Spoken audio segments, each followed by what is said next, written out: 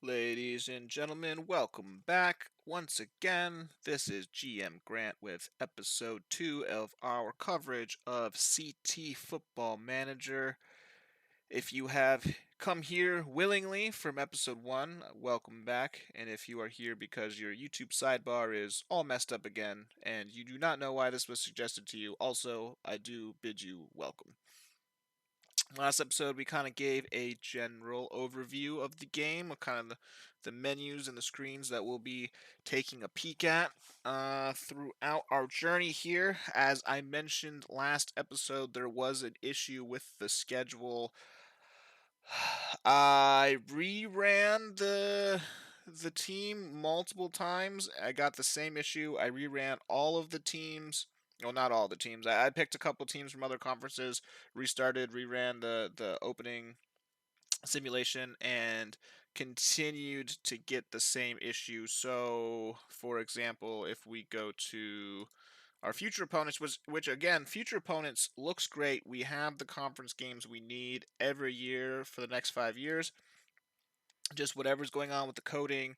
On year one, they're not generating any conference games. So I don't know if that's a coding issue, if that's the mod. I don't think that's the mod because the rest of the schedule generated properly. But if, for example, if we go to Oklahoma, our big bad rival, and click on them and look at their schedule for this year, they also have no conference games except for us, apparently, at the bottom. Just so, so did rerunning it get us? Oh, nope. Hold on. So rerunning it did give us our rivalry game in rivalry week. I guess that's good. I don't remember if that was their last time. So we will have exactly one conference game to our name by the end of the season, and that is going to be against Oklahoma. So again, we'll see how that goes in terms of the game freaking out or not. Because if you go to the standings, we're going to have one game, and let's just take a look at West Virginia. I'm curious. I should have looked more into this. Yeah. So we'll see how that goes. I restarted. I didn't run anything. I restarted the game a couple times to see what we could do. We do have a different schedule from what we had episode 1 because I did rerun it. Now we're opening against the University of Buffalo. Last episode, I believe, we were opening against Army, and we had a game against Alabama in week 2, which I'm kind of glad we don't have that anymore. This schedule looks fairly cupcakey. Besides Oklahoma, potentially Stanford on the road, maybe Arkansas on the road. It's Boise State. This will be a kind of a tough stretch. It's all on the road, all out west. Um, in fact, it looks like we're on the road a lot. I don't know what's up with this schedule. It's fine. It's fine. We'll run with it. It like I said, it's in beta. We'll figure out how it's going. But the schedule looks pretty easy. Buffalo, Virginia, Western Kentucky, Western Michigan, Wyoming, Arizona State might be a difficult game, but we are at home for that one.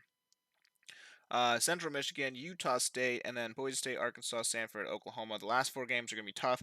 So if we can carry a decent record into the last 4 games, then I think we'll be in pretty good shape to make something happen. Don't know how that's all going to shake out with the schedule being messed up, but if we can get through year 1, then year 2 looks like the scheduling issues have fixed themselves. So in this episode, now that we've kind of gone over the scheduling situation, we are going to go into our squad and we're going to start looking at what we've got, what we need, and start getting into a little bit of recruiting here. So let's go to our depth chart.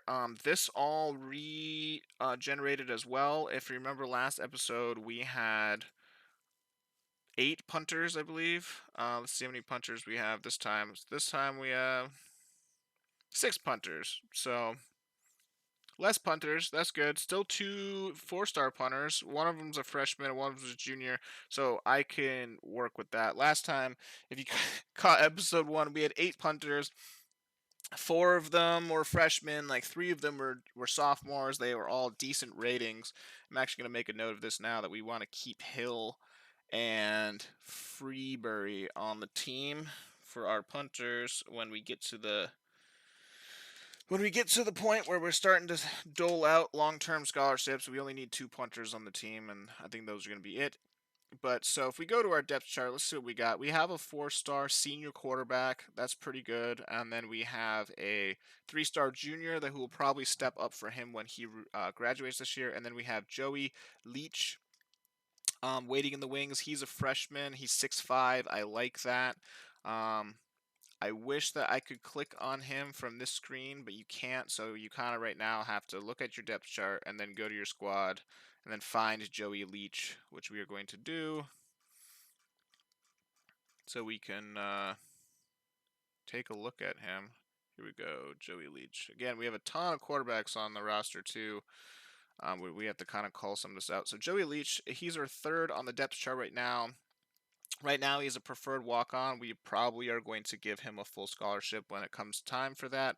It even has their major English language and literature. That's kind of a cute little update or feature they've gotten there. So if we look at his current stats right now, he has an 82 rating already in pressure handling, which is going to be great for him.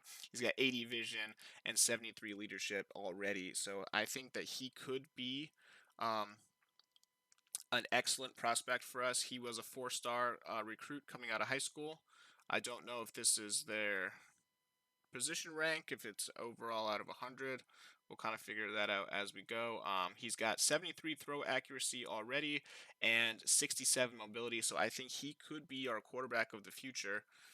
So that being said, I'm probably going to redshirt him. That's something we're going to be doing this year, this episode as well. So let's actually do that now. Where did he go? Oop, I lost him. Joey Leach. So if we go in here, you can go redshirt player, which we are going to do. Yes. So just preliminarily looking at our roster, we want our senior to finish out his starting tenure here. Go back to the depth chart. We want James Tenorti to finish out his tenure here as our starting quarterback, and then next year, presumably Alan Nunez and Joey will have a little bit of a QB contest. He will be a redshirt freshman, so we could get 4 good years out of Joey Leach if we wanted to, and then maybe Alan Nunez gets to start his senior year. We'll see how that all plays out. Wide receivers, we've got 2 4-star wide receivers, both seniors, so they'll be leaving. We got some 3-star juniors waiting in the wings, but we are maybe going to want to look at targeting some wide receivers in our recruiting class since they all seem to be um, pretty far along in their college career. We have a sophomore 4-star center that is great. We are going to want to get some good offensive linemen. If we want to try to develop Joey Leach, we want to have a good offensive line for him to play behind going forward. And just taking a glance at the depth chart here. We're pretty young at guard. We got 2 sophomores. We're old at tackle. We got 2 seniors and then a freshman, a 4-star freshman. That is good. Russ Dineen, we are going to immediately go over before we forget. And we are going to redshirt him as well because we are going to want him around when our up-and-coming redshirt freshman quarterback is coming around. So we're going to redshirt him immediately. Let's go back to the depth chart. Running back, we are weak at running back. We're pretty young. We got 3 3-star running backs, sophomores, and freshmen. We would like to get a better running back to kind of complement our team going forward. The Big 12's kind of wide open. It's been Oklahoma's game recently. Texas is trying to come up a little bit. TCU's been up and down, and then Kansas State are and Iowa State. These are kind of the upstarts right now. I don't know how accurate the mod is going to be in terms of how well this shakes out to real life, but Oklahoma State's always competitive. They give us a 4-star reputation rating in this game. We do have a 78. We have a high fan base, so I am not planning on, you know, college football playoff this year, next year. I don't think anyone in Stillwater today is either. So I'm kind of looking to the future. If we can get a couple good years, some good recruits in, we get Joey Leach, I think we could have a good thing in the future. So where were we? Running backs. We got a kind of a young core of running backs. None of them look fantastic. Let's go to Alexander Persky, our freshman. I don't know if we want to potentially redshirt him. Let's see, where's running back? Oh, we do have a 5-star senior strong safety. We're going to look at the defense next. Persky. So if you look in here, his stats are okay. He's got 73 ball protection, which is good. But if you look over here, speed's only 44, running power 69. So he's kind of a power runner. He's going to be kind of a goal line guy. Nothing too flashy there. I am going to redshirt him because we don't really need him right this second. Maybe he can develop into something a little better as we go forward. Fullbacks, I don't know how they're used in this game. They're pretty much extinct in modern football today. The rare exception being the occasional NFL fullback that scores a touchdown every once in a while. In college, they're mainly used in blocking schemes for shotgun. No one's running the ball with their fullback, so I don't know how useful a 5-star senior fullback is in this game. I'm guessing not very, but it's good to have. And then if we go into our tight ends, I'm very excited about our tight end core. We've got a 4-star sophomore, a 4-star freshman, and a 4-star junior. They all look fantastic. I'm going to redshirt our 6'5", 4-star freshman tight end, and then have Paul Serta and Sean Milley play this year as the starters. So let's go in here. Stan Aquino, freshman, 6'5", 4-star tight end. I really like that. And I really think that we could have a core of young players that could be really good on the offensive side going forward. I'm excited about developing some of these guys, see how they end up with Joey Leach, Stan Aquino, Alexander Persky, Russ Deneen. I think that could be a core of something great going forward. We are going to need some receivers for them, so we are going to hit that pretty hard on the recruiting side. So let's go over to our defense. See what we got going on over here. So we're pretty old at linebacker. We've got a good linebacking core, but they're all seniors and juniors. So we're going to want to keep an eye on that when we're recruiting. So we're going to need some young linebackers to fill in. Steve Berger, 5-star strong safety. That is fantastic. He is a senior. That's a little disappointing, but we do have Rick Graves in the wings ready to step in and replace him next year. He's a sophomore now, so he'll be a junior next year. So safety looks secure for the next few years. We've also got Bert Tabaracci, and then Christian Irdebarne. Some of these auto-generated names trip me up here. I wish that we could have snagged him last year and redshirted him, unless they already did.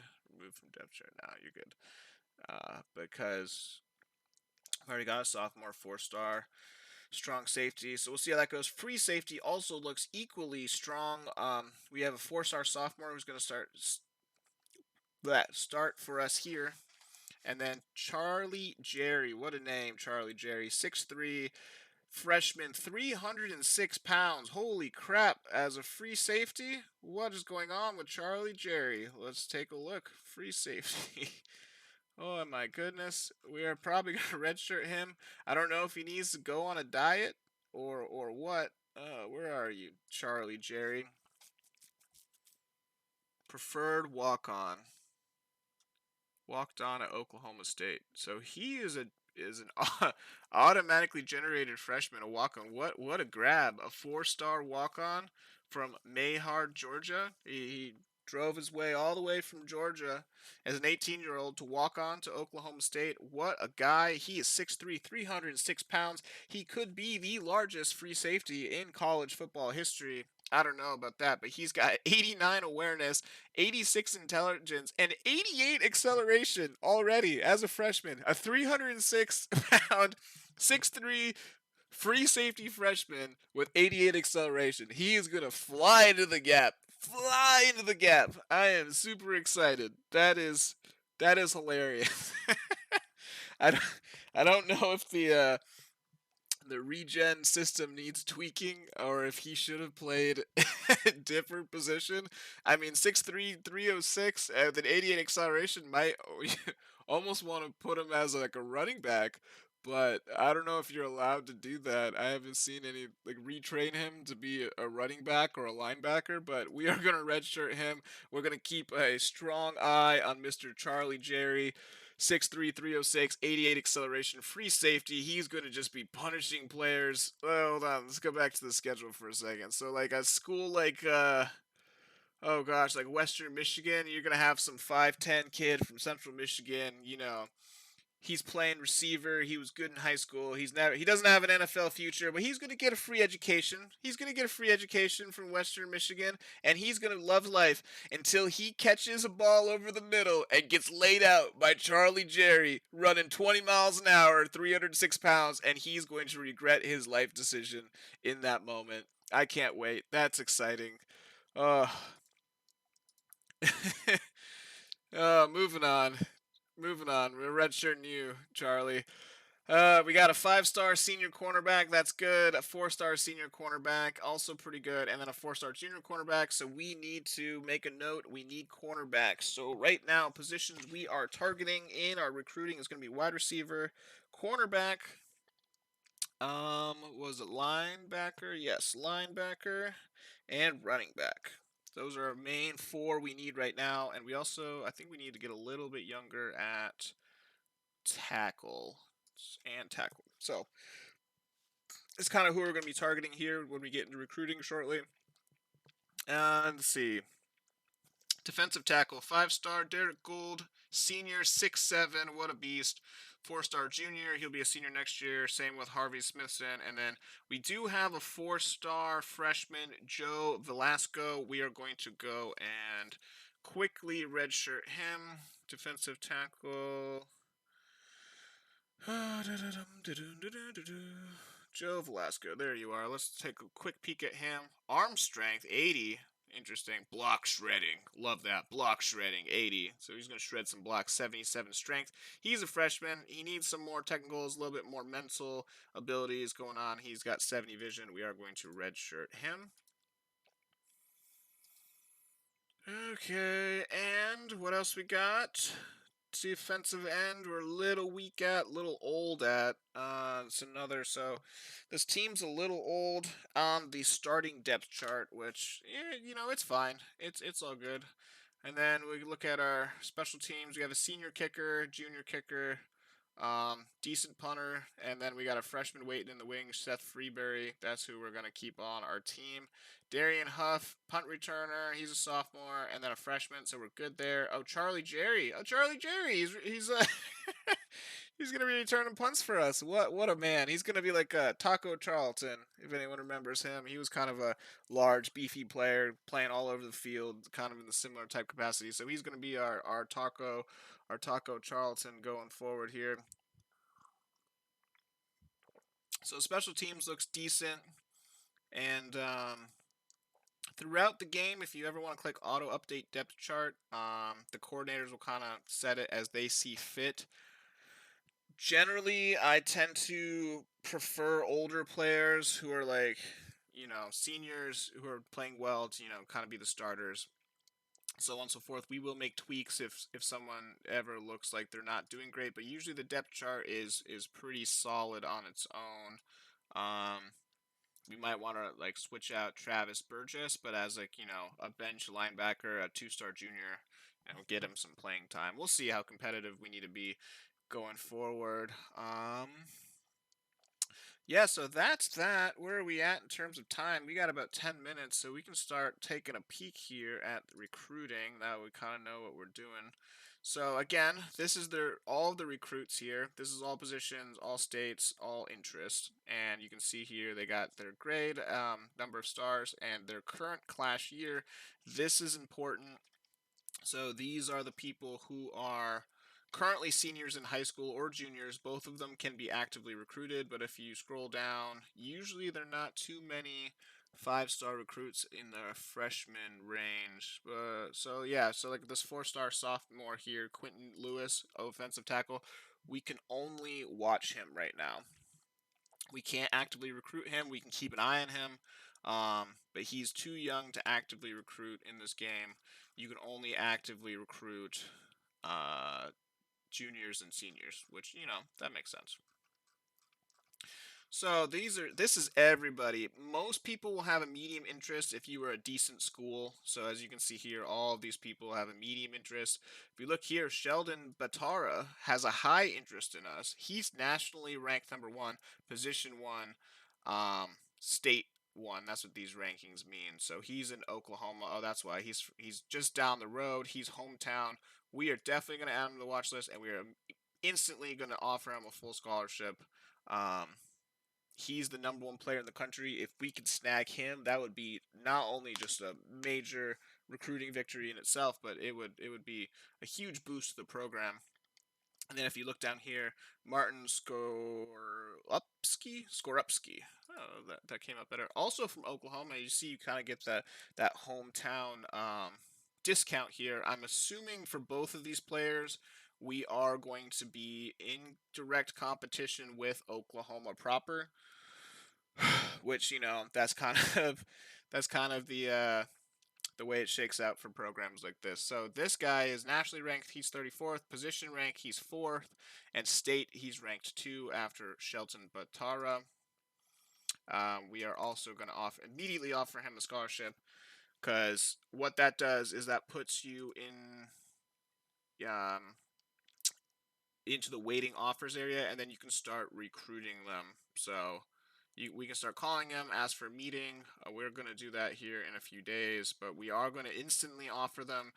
What that does is, for some of the mid-ranked players, I wouldn't suggest doing that, just because you want to maximize who gets scholarships. But when you have two players with high interest who are in the top 30 recruits nationally, just offer them. Let them know that you're serious right off the bat. Just because they are right there. So that's kind of the top 30 recruits will show up here. Like I said, most people will have medium interest. I have yet to see many people with low interest. Right, so nobody has low interest at this point. I don't know if that's dynamic, if that's going to change as recruiting goes on. High interest, you usually have a good shot at them. Here's another person, another two, three five-star recruits that all have high interest enough. So immediately we're going to go and add to the watch list, get them, make some offers. They can say no, but what we're going to do is we're now going to show up on people who have offered them a scholarship. We want to be here first. I don't think we're going to get all of these recruits, but as you can see, we have 5 out of 30 targeted right now. These people, this list will start getting very long, especially for like the number one player. You're going to see Alabama on there. You're going to see the Gators. You're going to see Clemson. I want us to be there. Number one, we're in state. Why not? Let's try to grab them. And then from there, these are all high interest players. From here, we're going to start, looking at who we need from our list that we did. So wide receiver, cornerback, linebacker, running back, tackles, and defensive ends. So we don't really need a tight end, but when the number one player in the country wants to come to your school, you let him come to your school. But we do have, let's see, a five-star tackle. That would be great for us with what we're trying to build on the offensive side. Same with the wide receiver. This could be part of our Leach era of players. That could be amazing. And then a center, always good. Let's see. Is there any decent running backs? So we have Joe Uzquiano, who's a four-star running back. He's position ranked 27, state ranked 12. That's not too bad. We're going to add him to the watch list. Same with Dell Eckerson. We'll add him to the watch list. And then we need cornerback. We'll add you to the watch list. Watch list. Who is he? He's a sophomore. Let's see here. Free safety, we're good on. Linebacker, we'll add you to the watch list.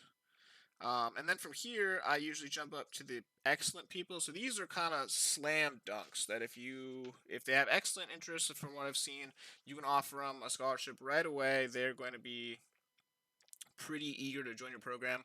All of these people right now are freshmen. They're probably locals. Yeah, so we'll add them all to the watch list just because they have excellent interest and they're two-star players and they're freshmen. So they might get better. They might stay the same. We'll have to see as this progresses, but we will keep them on the watch list. And then so here we have this is useful. Position overview. So this kind of the breakdown that we kind of looked at the depth chart. It has it here. So we have 6 freshman tight ends on the roster. Like I said, we have about 100 people on the roster that we're going to have to whittle down at some point. We have 5 freshman free safeties. So where we're struggling at is wide receiver. We have 0. So definitely need to get some wide receivers. Guards, we have 1. Centers, we have 1. Running back, we have 1. Kicker, we have 1. So these are the kind of positions we've already targeted that we need players for. But this is very helpful. You can also do it the opposite and see how many seniors you have. So like our entire offensive line. We do have 4 tackles that are freshmen. We also have 4 seniors. They're all going to be leaving, and then you can kind of see where you're offering. So this is a very very helpful screen. Kind of the theme of this game has been it's got really good bones. This is very useful. You don't even like some other big budget games don't even have something as just simple as intuitive as this. So our needs here, they say we need 2, 2, 2, and 1, and then you can see how many we offered. So we're gonna, I jotted this down on my own. We're gonna kind of follow this and fill this in as we go through recruiting. We did offer, the 5-star defensive tackle and the tight end. We want to get good players. We get good players, but going forward as the recruiting kind of progresses, we're going to want to fill in what they say we need to fill out a roster. And then here's our recruiting board. Here's our watch list that we can keep an eye on, and then here's the people that we've made offers to. We're going to quickly call them all. Sends them, we'll call them, let them know that we're interested, that we're sending them an offer. We currently are targeting 13 recruits out of a potential 30. And that's kind of that. So that's kind of day 1 of recruiting. If you look here, we have not advanced a day yet, so let's go to the next day. It is going to take a little while to get to our opening day games. The game takes a couple seconds to sim each day, which is fine. Or you can do till next event, which will go until a recruit responds or an injury. I usually go day by day. I'm not going to make you guys sit and suffer through this day by day with nothing going on. So that's kind of that. We went through our roster. We have some players that we're fairly excited about. In terms of the future, I think this year with James Tinordi and some of our senior wide receivers, I think that we have a shot to be a decent team in terms of offensive production. Our defense looks decent as well, especially on the back end with our safeties. So I think we could have a decent year. Our schedule, again, with the scheduling issues, is very easy. If we can get, maybe, hopefully not even drop a game, maybe drop a game. I got to see how the sim plays out. Maybe drop 1 game in this first section and then run into the back half of the season. These last 4 games going to be a little tough. But if we can get there, 8-0, we'll probably be ranked, pick up some quality wins here in the back quarter of the season and see where it goes. But right now we're recruiting. We've gone over our roster. I feel good. I like what we're looking at for the future. I think we have an offensive core we can build around. Defense might need a little bit of retooling. But as of now, I think this is a good place to stop for now. Next episode, depending how it goes, if anything interesting happens in recruiting, might jump back into that. If not, we will be starting with the first game of the season which is home against the University of Buffalo Bulls on August 31st. We will hopefully see you then. If anything happens with our 5-star recruits, I might jump in and tell you guys about it. But if not, we'll see you next time. Thank you for tuning in. This is GM Grant. You are watching CT Football Manager 0.6.1, and we'll go over the screen next time. Thanks for watching.